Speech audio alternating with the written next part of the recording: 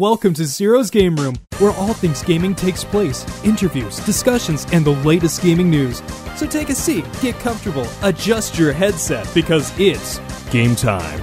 Here's your host, Zero. Welcome to Zero's Game Room, the podcast where we talk about all things gaming. And today, we're going to be talking about pre-orders and exclusives and how they might be toxic to the video game community. With me today is a guest we've had quite a bit lately. It's the one, the only, you love him. It's Onpred. Welcome back to the show, buddy. Are you telling me that I've been on so much it's a problem? Mr. Zero? Well, I thought I was welcome here, Zero. You were more than welcome my here. podcast. Well, buddy. Buddy. It's called Zero's Game Room for a reason. So, anyway. Yeah, we're going to have to make changes here. I know, right? Well, no, I'm just kidding. But, Onpred, you have talked about recently how you think there's this toxicity in the gaming community when it comes to pre-orders. I want to hear your opening statement here, buddy. Okay, not a problem, Mr. Buddy. I feel like recently, or at least now, and it always has been this stigma that whenever there's a such thing as pre-orders, or even pre-ordering for a game, it's considered toxic in the community. And I feel like that's because it gives people the opinions that this is what we're supporting. Mm-hmm. And just recently with Battlefield 5, how there's getting so much hatred and it's so different that if you look at the pre-order sales now, it's 85% less than it's 85% less than Call of Duty Black Ops 4. So when we see pre-ordering, we see that it's that movement of like, this is what the gaming community wants and it shall deliver. But I feel like if you do that to an evil company, let's say Konami, I like how you're calling them an evil company. They are evil. Have you seen what they've done to Kojima? They're evil. Konami's evil. Yeah, Hideo Kojima. Yeah, rip. Yes, he's rip. Rest in peace. But yeah, I feel like it's toxic in the community. I don't think so, because when it comes to pre-ordering, what essentially are you doing when you're pre-ordering a game? Like, let's get that out of the way. I feel like when you pre-order a game, I feel like you're supporting whatever that company wants to give out, and I feel like that's a bad move to pre-order games because I feel like that's less an incentive for them to keep trying harder. Or if you see people say, oh, well, if this is what people want now and it's so popular, then let's cut some of the content that we were trying to do at the last minute and just save it for later. I feel like when things like that happen, I feel like that's why it's so toxic to pre-ordered games, especially now. I guess, yeah, because sometimes, I know with like Red Dead Redemption 2 and stuff like that, when you pre-order a game, you get like bonuses and stuff like that. Well, sometimes you do. Like, for example, let's take an example that I know I can see to your point of sometimes, because I think what we're trying to get to is that when it comes to pre-ordering, sometimes you get extra bonuses, and sometimes those extra bonuses are actual in-game content that just gets pulled that you'll later just have to buy as DLC. And I think that's the biggest problem that a lot of people are facing at the moment. And when it comes to this, I can agree with you to an extent, because I know this is a big problem when it comes to Kingdom Hearts 3, because Kingdom Hearts 3 is going to be coming out, and depending on where you pre-order it, different things will be taking place. For example, if you pre-order it digitally on the PlayStation Store, then what ends up happening is you get a screensaver, a background, whatever you want to call it, for your PS4 menu, which is really cool. But if you order it off of GameStop, you don't get that. You get the physical copy, but you'll also get a wall scroll or a poster or whatever. But if you order it from Square Enix, you'll get like figurines, a steel bookcase, a whole bunch of things for it. So to some extent, I'll agree, but I don't know. Like when I think of pre-order, I just think it's just you putting your money to ensure you get a copy of the game. Don't you think?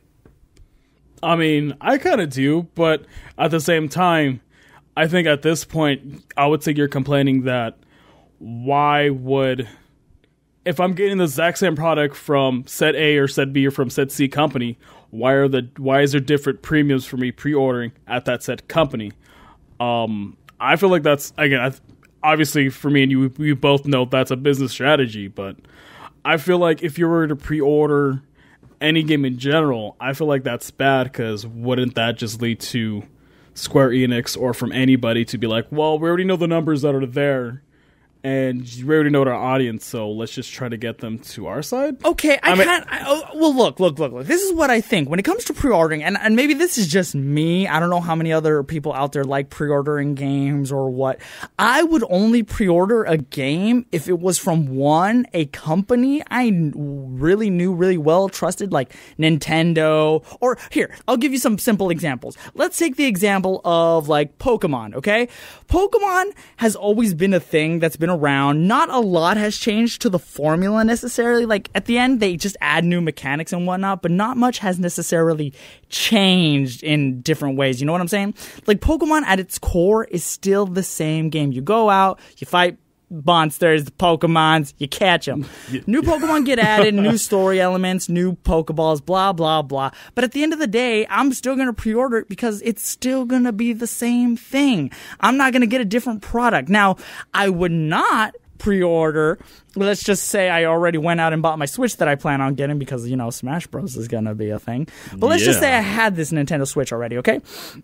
And let's say let's take the example of Pokemon Let's Go Pikachu and Let's Go Eevee. I would not go out and pre-order that. Why? Yes, it's still Pokemon, but I feel with the mechanics and the videos and just everything, it's not one of those games that I would necessarily go out and get right away, that I need to pre-order it to get everything. It's not one of those things under my radar that I'm like, if I'm going to pre-order a game, I'm going to pre-order it from a company that I trust, like Square Enix, like Kingdom Hearts, because it's a series that I have followed to this day. But I would not pre-order a game that I just didn't trust the developers or the company behind. Kind of how, like, with the recent problems EA has had with, like, Star Wars Battlefront 2 and the microtransactions, you know EA has that reputation now, and it's not a company I would necessarily trust to pre-order games from. That doesn't make sense, though, because even beforehand, you just even said to yourself that, oh, well, I like Pokemon because I know me getting the exact same product. So you're essentially supporting Nintendo for making the exact same content. But what happens the moment they make something, a unique spin-off that you don't want to support? Then, okay, no, it's true. No, I'll let you finish your thought. Go for it. I feel like you should support them, but at the exact same time, let's go a different route. Let's say, I don't know, Ukulele, for example. Okay. Ukulele, you had people from Rare that came over to their own Kickstarter and make a unique product. That's true. Why wouldn't you support that? Well, I mean, okay, you got me there, but I guess, see, there's this realm of like Kickstarter games and like developer console games, and plus there have been failed projects before. Let's take it back to the old faithful that everybody learned to love to hate.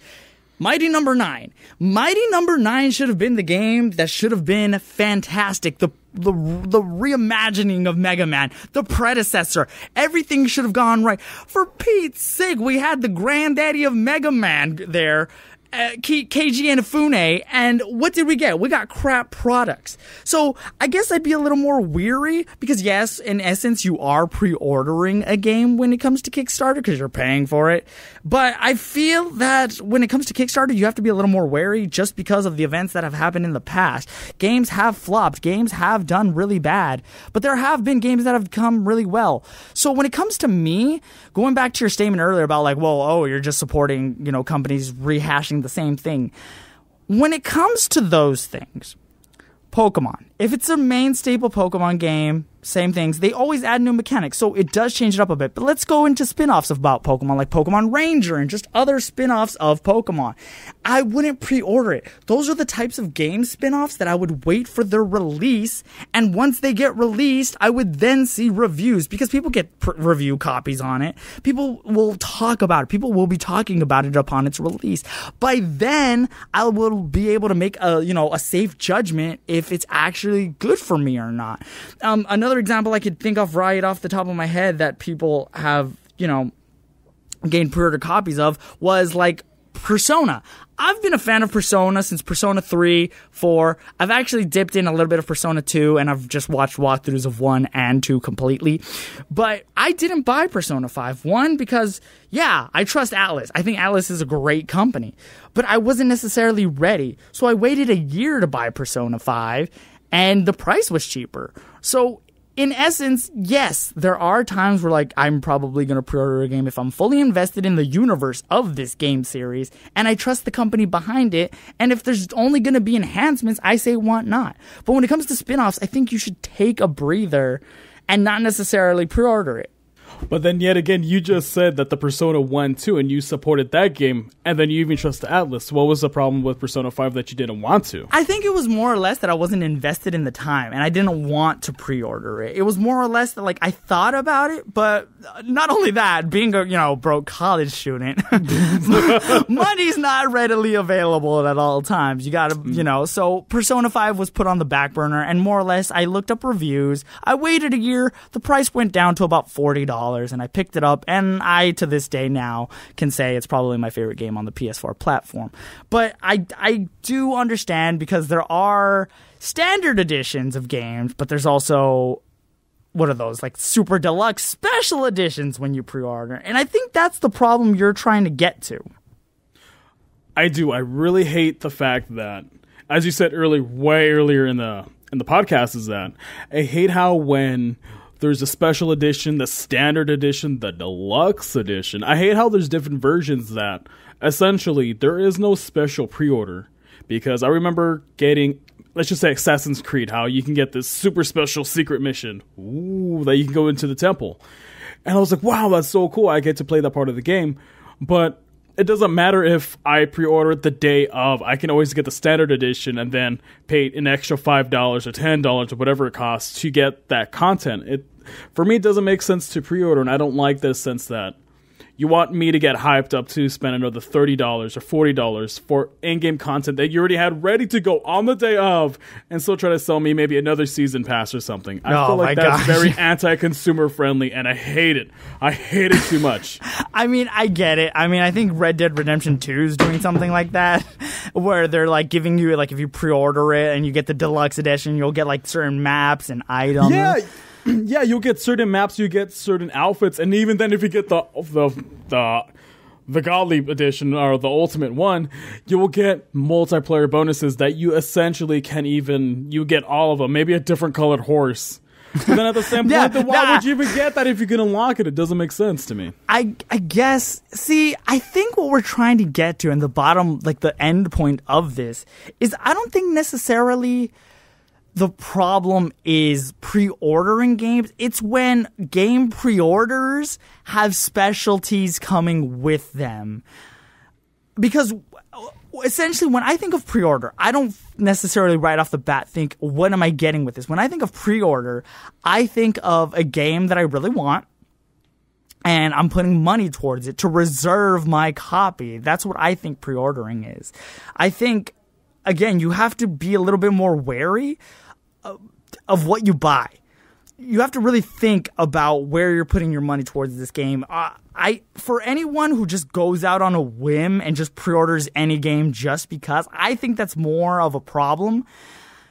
Pre-order should be, for example, again, there's a bunch of games I probably would have pre-ordered if I had more money, but broke college students, we don't have that luxury. Like when Shadow of the Colossus got re-released, I would have pre-ordered that because I've had history with Shadow of the Colossus for the PS2, and I would love to see it remastered and whatnot. So when it came out, I did want to pre-order it. But yeah, I could just go out and buy it now. But yeah, I think the problem comes, I think you hit the nail on the coffin when certain content of that game is removed and put into like DLC, or hey, you want to play this extra bonus map? Well, you can only get it if you pre-order it, and then after you pre-order it, months later, you'll get it. Oh, you can just buy it for DLC. Yeah, it's like, what's so special about it? Or I don't know if it was for Destiny or what game was it there? I don't know if you've ever had this problem where you buy, well, no, you do a lot of PC gaming, I know that, but in like certain console games, when you open the game up, like the case, there'll be like a little code and it'll be like, oh, you get this exclusive gun if you input this code. Thanks for pre-ordering, blah, blah, blah. And honestly, those exclusives don't last. Pretty bad. Yeah, you know what I'm saying? Like, they're not very, like, I think, actually, you know what? It's funny that you bring that up. I think Kingdom Hearts is doing that. Depending on where you pre-order it, you'll get a certain Keyblade. And I can almost guarantee you paying that extra money for getting the limited edition special, here's the special pre-order edition, it might not be worth it. I think the last time I pre-ordered a game, it was Halo ODST. Oh my god. Yeah, that was so back, man. Again, this is why I hate pre-ordering. It was so back, and the only special thing that I got was a code with a piece of plastic saying I can get, I wasn't Master Chief, it was the other guy. It was his mentor. I totally forgot his name. It was just that, and I even had to make sure I asked the employee, I pre-ordered this game, can I get it? Because he forgot. Are you serious? Yeah, it wasn't even special about it. But, I don't know. I hate how, if we're going to do pre-orders, at least for me, I think the perfect pre-order, and maybe, hopefully, some companies will get traction, is that I want something physical to go along with the pre-orders. I don't care if I get to play a certain map. I don't care if I get it, get access to a certain gun 40 levels later. I don't want that. That doesn't seem special to me. That's not ultimate. I'd rather go back to the times where you get something physical, you get the RC car, you get let's say Red Dead Redemption. I'd rather get a plastic revolver that says Red Dead Redemption 2 and I will feel like a badass compared to, well, you'll get a black horse with white stripes. Huh? So what you're saying is you like more of like the physical memorabilia, maybe you could call it, like when I think that would be better if they start doing that to make it more special, rather than leave that to, I think it was Assassin's Creed Origins, or it was the one where they went to Egypt, where for you to get like a real life, it was like a sculpture and all that stuff for like $3,000, and I was like, ooh, it's only for like, I think it was like $1,000 or $3,000 collector's item, and there was like 100 available, and you're like, why? What? That doesn't seem so special it doesn't to seem. me. Yeah, I mean, I'll give you that. I remember, and maybe this is going back. Like, I will agree with you to this part. I think pre-orders are necessary because, like I said, it's one of those things that you can put your money towards having a placeholder of that game. But I do wish that pre-order specials only came in physical content, not digital content. Oh, one more thing. It better not even be timed exclusives, because I think that's completely stupid too. I think you had an example of that. What has been a timed exclusive? And even a recent one. It's the the Call of Duty Black Ops 4. That was when, if you pre-order before the whole beta, with the beta that was completely free to everybody who didn't order, if you pre-order that game ahead of time, you get an extra week early to play the game that you're already going to be playing with everybody else. That's like, why? That doesn't seem like an incentive for me to I see. Purchase. To get the pre-order bonuses and whatnot. So I think this is what we are trying to wrap up on as we're getting close to our 20-minute mark, is that when it comes to pre-ordering, I know OnPred's going to hate just pre-ordering in general, but I think pre-orders are a necessary part of the community when you want to get a game that you're almost 1,000% sure. Because I do see your side of it. What if you pre-order a game and you hate it? And now you spent all the money on that company, and the company's just going to say, oh, they spent all this money on the game. Of course it's good. Well, let's make another one. Call of Duty, I'm looking at you. But I think at the end of the day, it becomes a consumer problem. But before I get into that, I agree with you in that when it comes to pre-order bonuses, you should be able to get them all in one place, and they should be physical things. Like, I'm talking about like when I still have it sounds dumb. Pokemon Diamond and Pearl, when that came out, if you pre-ordered Pokemon Diamond or Pearl, you got a special stylus that went along with your game. And I still have it, and it was really cool. It has Dialga on it because I got Pokemon Diamond. But Can I have it? Maybe. No, it's mine. You get your own. I'm sorry, I didn't pre-order like somebody here. But see, that's what we're saying. You even said so yourself. You'd rather have something physical come with your pre-order copy. And like a steelbook case and stuff like that, artwork, all that is cool. But when you start taking away digital content that could be in the game and now you have to pre-order it to get it, it loses its value. I see that. I get that. But at the end of the day, I think this becomes more of not a problem of pre-orders. It's more a problem of the consumer. Buyer beware. You know what I mean? Well, who's going to protect them? When is the next Zero game review going to come out? Who's going to protect them? Who's going to protect them from the pre-orders? OnPred, we are here for them. We will inform them as news breaks, about pre-orders and whatnot. In other news, do not get freaking Pokemon Let's Go Eevee with the $20 bonus Pokeball thing. Oh, it's so worth it. So worth it. So worth it. No, but Get I think that's the thing that we have to get down to. It's not necessarily the pre-order the problem. It's the digital content consumers are taking away. Let's take a look real quick at Star Wars Battlefront 2. EA, it's a company that I would not trust with my money because they have been gone on record to do microtransactions and screw you over. When it comes to pre-order, do games that you are 100% supporting, have been continually supportive of, and don't pre-order the new Call of Duty, Call of Battlefield, Call of whatever. Call of Battlefield? Yeah, sure, why not? Call of Battlefield 7? Oh, of course. But thank you, OnPred, for being on the show. I truly appreciate it. I think we got to the bottom of it. It's more of like consumers. Beware of what you buy. Support games that you are 100% sure behind. And don't be pre-ordering games that you have a good feeling they're going to be bad. Use your money wisely. Because once you're a college broke student or a broke college student, you're going to regret it. Trust me. Or just don't eat. Oh, That's yeah, fine. well, that works too. No, don't do that. Please don't. But thank you, OnPred, for being on the show. Dude, thanks, Zero. Well, that wraps up another episode of Zero's Game Room. Want to give a special thanks to my graphics designer at Trekit on Twitter and at David_Ritter for voicing my intro. Keep up to date with the podcast by liking it on Facebook at Zero's Gaming Room and on Twitter at Zero's Game Room. Until next time, GG with a definite re.